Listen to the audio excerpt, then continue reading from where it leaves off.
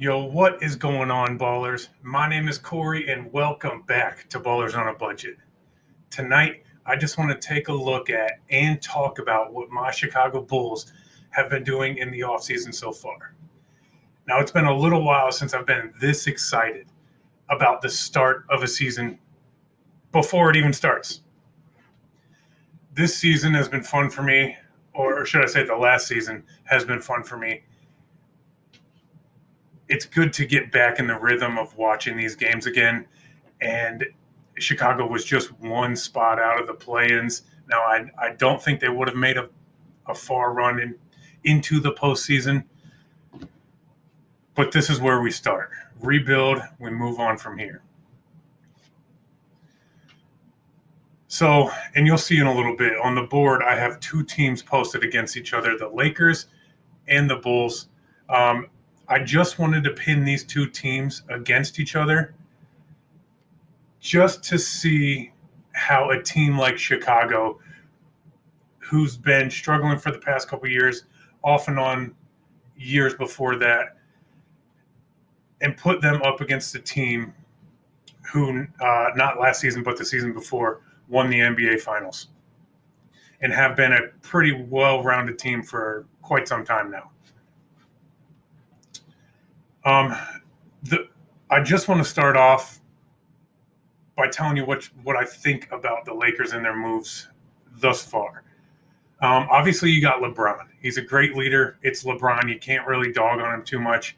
My only concern with him is that this is like his 19th or 20th season, and he was injured a ton last year. Can he stay healthy enough to compete for an entire year? That's really the only thing I have to say about him. You can't say nothing bad about the guy. He plays well. He puts up his numbers, plays good defense, plays great, tremendous defense when he has to. Next, I'm going to talk about the young gun, and you'll get why I say that in a little while. AD. Anthony Davis, I think, is good young talent. AD averaged about 21, 8, and 3. He shot about 49% from the field and 26% from three during the regular season last year. Injured a little bit here and there throughout last season, but I just don't think he is the leader that he's going to have to be if and when LeBron goes down. Now, I want to talk about the age of this team. They've brought in a couple people. Russell Westbrook brought in. Russell Westbrook, I love watching him play. He's tremendous. He's quick. He's 32. Wayne Ellington, 33. I haven't really seen much of him play, so it'll be good to see those two together. LeBron, obviously, he's 36. Anthony Davis, young gun, like I said, he's 28. Marc Gasol, 36. The average age of this starting group is 33 years old, with AD being the youngest at 28. Now, Westbrook averages a triple-double. Like I said, I love watching him play throughout the regular season. But when it comes time for a postseason, a more slowed down, a more controlled environment, I don't think he plays well. And he is on his fourth team. I don't think this is the year he gets his ring. Dwight Howard is another one that they picked up. He's 35 on his seventh or eighth team and back with the Lakers again for the third time. He averaged about 7, 8, and 1 last year in about 18 minutes per game. I just don't see the need to bring him back. You could have went and got somebody in the draft much younger who will put up about those same numbers for much less money in the long run. They brought in Trevor Ariza, who is 36. He's on his 13th team. Again, I just don't see it 9-4-1 in 30 games and about 30 minutes per game. With that amount of time, I expect those numbers to be a little bit higher. They brought in your boy Carmelo Anthony. He is the last one off the bus to get 30. He's at 37 years old, on his sixth different team in his career. In his last 8 games against the Nuggets in the last postseason, shot 44% from the field, 48% from three. Put up about 11, 2, and 1 in 23 minutes. Again, those numbers are a little bit higher than what we just talked about from Trevor Ariza. But again, he's playing a little bit less time per game. If you're going to leave it up to stats, I don't see where this Laker team is going to end up in this coming year. It just looks to me as, yes, they have talent on this team now, a different type of talent, but they've also gotten older through this offseason so far. I think you're putting too much pressure on LeBron this year, basically saying he's going to play longer minutes, which causes him to be at greater risk for getting injured, which means when that time comes, AD's got to step up and try to play harder than I believe he can, which means he'll go down. And then you're in the exact same position as you were last year. LeBron out for an extended period of time. You got AD on and off being out, and then you have a bunch of filler guys who just aren't putting up the numbers that you need them to put up. So that, I mean, in a nutshell, that's pretty much what I think about the Lakers team. Let's go over to the board and talk about this Bulls squad and what they've done so far. All right, so we're at the board now. As you can see, like I mentioned, we have the Lakers pinned up against the Bulls. Let's just go ahead and see and talk about what this Chicago team has done so far. Let's start this side off by saying I think this team went the complete opposite route, which is mainly why I chose to pin these two up together. A pretty young team at this point. Average age of this team is 27 years old. Obviously, we did end up getting Lonzo Ball. Very excited about that. I think he's a very athletic player. He averaged 14, 5, and 6.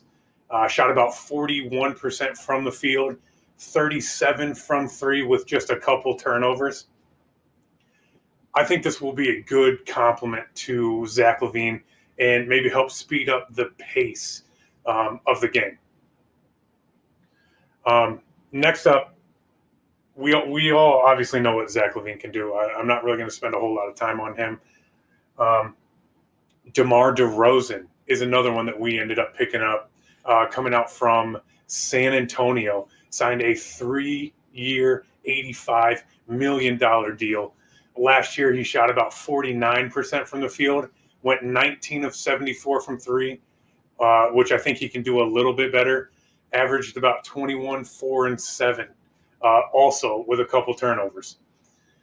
Obviously, Markkanen, he's a good shooter and a decent defender. So he's been with the team a few years. Not really going to spend much time on him as well.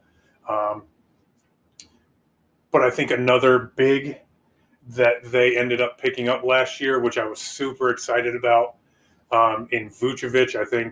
I think this team is just going to gel tremendously and play outstanding basketball as long as the defensive side of the ball gets better.